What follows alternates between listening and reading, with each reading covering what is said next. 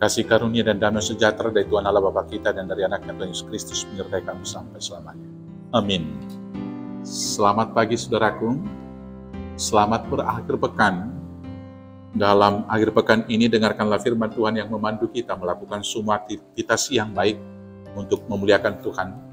Dari Ulangan 5 ayat 29. Saya akan bacakan ayat 29 sampai dengan ayat 32. Demikianlah firman Tuhan. Kiranya hati mereka selalu begitu, yakni takut akan Daku, dan berpegang pada segala perintahku, supaya baik keadaan mereka dan anak-anak mereka untuk selama-lamanya. Pergilah, katakanlah kepada mereka, kembalilah ke kemahmu. Tetapi engkau berdirilah di sini bersama-sama dengan aku, maka aku hendak mengatakan kepadamu segenap perintah, yakni ketetapan dan peraturan, yang harus kau ajarkan kepada mereka, supaya mereka melakukannya di negeri yang kuberikan kepada mereka untuk dimiliki. Maka lakukanlah semuanya itu dengan setia, seperti yang diperintahkan Tuhan kepadamu oleh Tuhan Allahmu. Janganlah menyimpang ke kanan atau ke kiri. Demikianlah firman Tuhan. Saudara-saudaraku yang terkasih, pemahaman umat Israel dalam perjalanan di gurun menuju ke Kanaan, apabila Tuhan menunjukkan dirinya, menampakkan dirinya kepada mereka, maka mereka akan mati. Karena kekudusan Tuhan, tidak ada seorang pun yang dapat berdiri di hadapan Tuhan kalau tidak binasa. Maka karena itulah umat Israel diwakili oleh Musa untuk menyampaikan doa-doa mereka kepada Tuhan dan menerima perintah daripada Allah.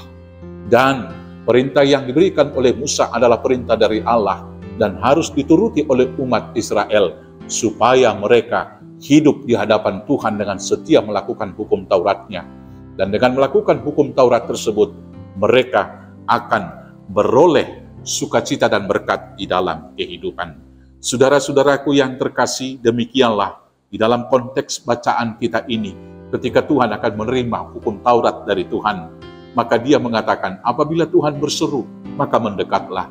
Tetapi umat Israel mengatakan, makhluk manakah yang sudah mendengar firman Tuhan, dan kemudian berhadapan dengan dia, dengan api yang menghanguskan, dapat hidup lagi. Kamu sajalah yang menerima firman-Nya, dan ajarkanlah itu kepada kami, untuk kami lakukan dengan setia. Maka demikianlah kemudian Musa menjadi wakil dari Tuhan, untuk menyampaikan perintah-Nya itu, hukum Tauratnya yang ke-10, dan aturan-aturan yang harus mereka turuti, supaya mereka hidup dan bersukacita di negeri yang akan diberikan Tuhan kepada mereka. Hingga saat ini saudara-saudaraku, banyak hamba-hamba Tuhan, umat-umat percaya yang dipanggil oleh Tuhan menjadi utusannya, menyampaikan firman Tuhan tersebut. Kita bersukacita bila hingga saat ini gereja masih hidup bersaksi dengan mengutus para hambanya. Tetapi di satu sisi ada banyak pergumulan yang kita hadapi ketika sebagian dari jemaat kemudian meragukan keimaman dari para pendetanya, para penginjilnya, para hamba-hamba utusan-utusan Tuhan untuk menyampaikan firman Tuhan. Ada ungkapan yang mengatakan mereka itu kan manusia biasa, yang kemudian fokus pada kelemahan dan kesalahan-kesalahan yang dilakukan.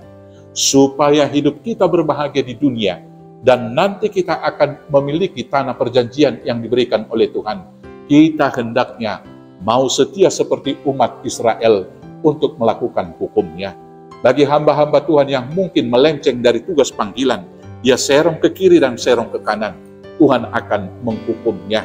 Di dalam kisah-kisah perjanjian lama, kita pernah mendengar Hofni dan Fineas, anak dari imam-imam Eli, yang senantiasa mengambil korban bakaran, mengambil hal yang paling enak untuk mereka. Akhirnya mereka mati dengan sia-sia, mati dengan terhina di peperangan. Demikian juga hamba-hamba Tuhan yang menyalahgunakan jabatan keimamannya, yang serong ke kiri dan serong ke kanan, pasti akan dihukum oleh Tuhan. Tetapi hamba-hamba yang setia, tentu dia akan diurapi, tentu dia akan diberkati, akan mendapat upah 100 kali lipat, akan mendapat upah kebenangan, mahkota kehidupan.